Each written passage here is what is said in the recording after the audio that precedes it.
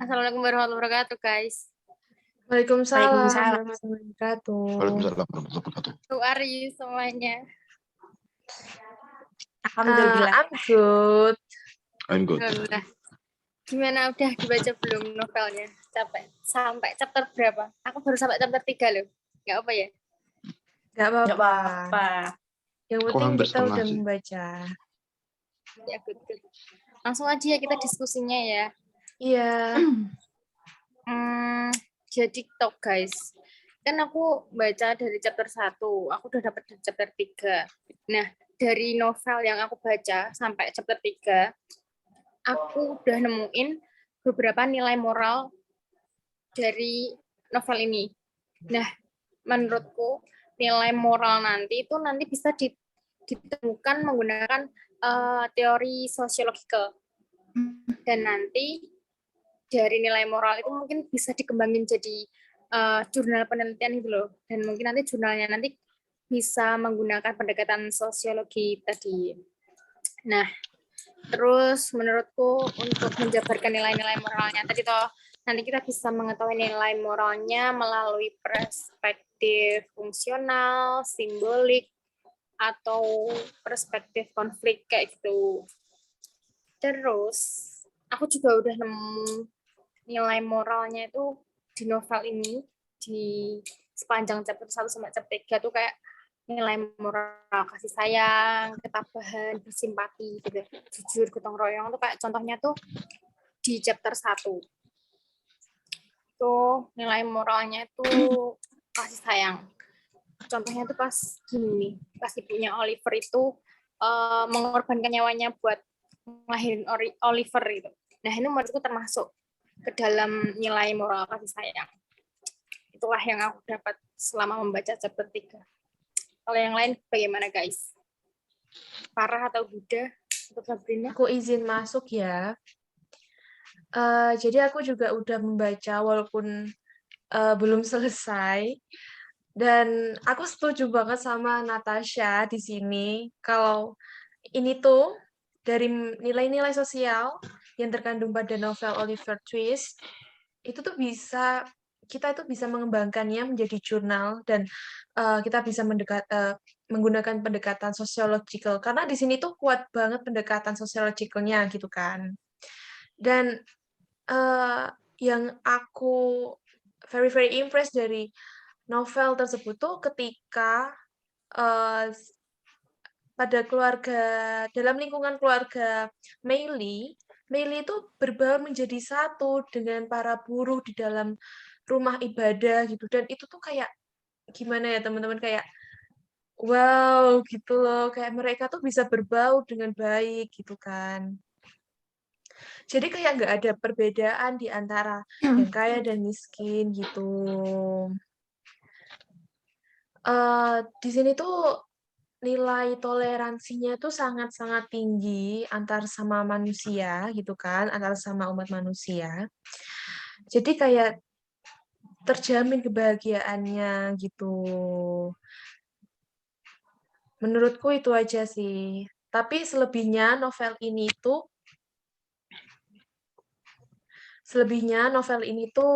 sangat bagus banget, apalagi nilai-nilai sosial yang terkandung dalam novel tersebut itu melekat banget di novel ini.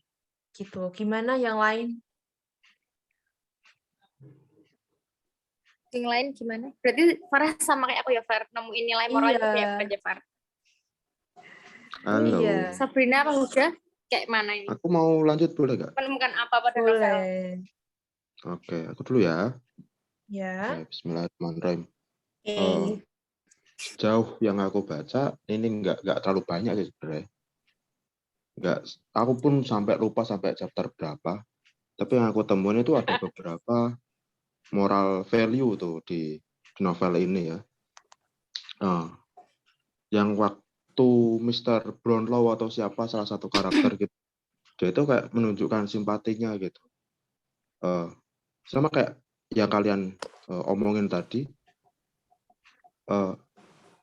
ada karakter yang menunjukkan rasa simpati.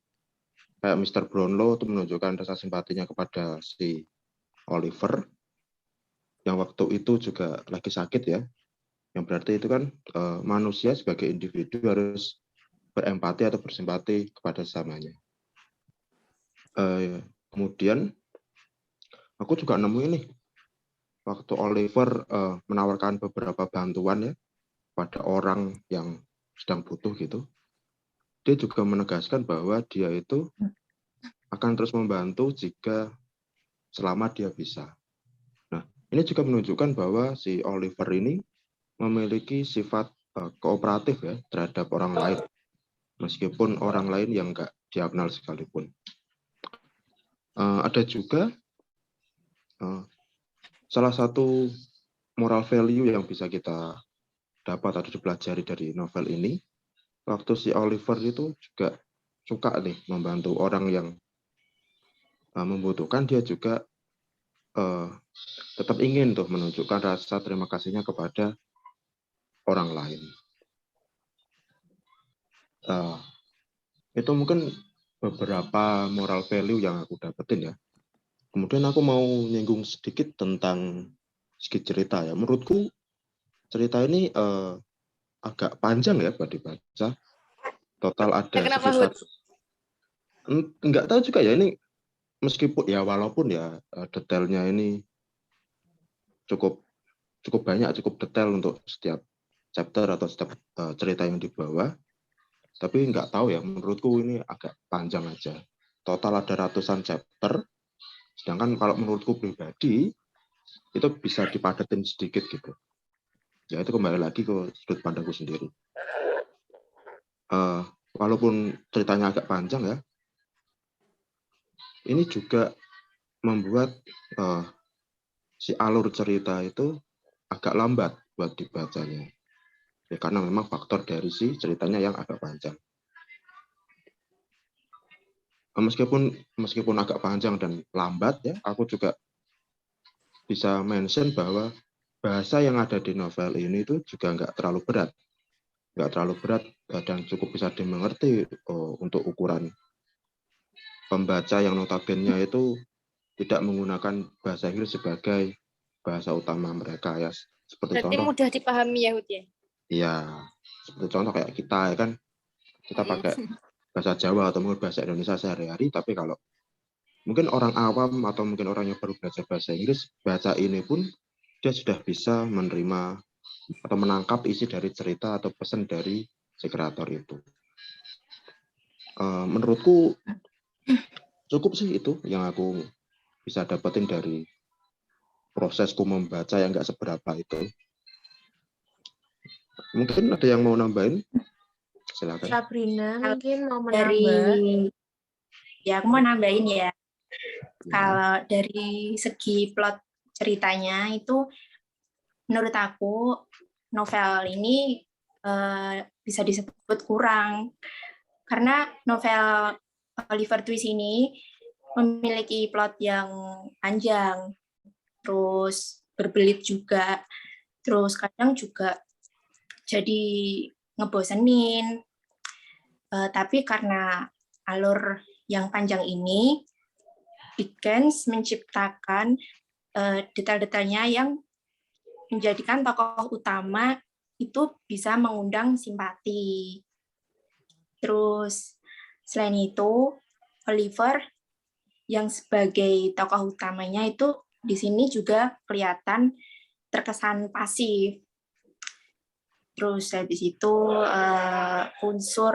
dari segi unsur kebetulan juga lumayan banyak yang memberi kesan terpaksa daripada memberikan plot ini yang bisa menyegarkan hati para pembacanya. Itu aja sih kalau dari aku. Ya, berarti overall novel ini tuh penulis novel ini tuh kayak dia berhasil menyampaikan ceritanya pada novel ini gitu kan ya. Ya, Mungkin ada kurang lebih begitu. beberapa yang mungkin menurut kita enggak seharusnya ada di novel, tapi sejauh ini yang kita baca, dia menyampaikan itu dengan baik gitu. Oke, oke.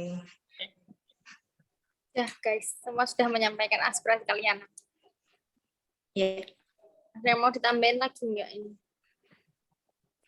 Aku udah cukup cukup sih. sih kayaknya. Udah, Aku kan? juga cukup sih. Terus next project lanjutin nyelesain baca berarti ya kita. Mm-mm. Ya, Tadi yang cuma sampai chapter 4 siapa tadi? 4 atau 3 tadi? Atau iya 2? Mbak Natasha ya. Yoi guys. Nggak Yaudah, apa-apa. kita akhiri diskusi kita. Cukupkah? Oke. Ya. Iya. Yaudah, guys. Selamat membaca kembali, selamat menikmati novelnya dan menyelesaikan tugasnya. Kita akhiri ya. Wassalamualaikum warahmatullahi wabarakatuh. Waalaikumsalam warahmatullahi wabarakatuh. Terima kasih semuanya. Semangat. Semuanya. Good night.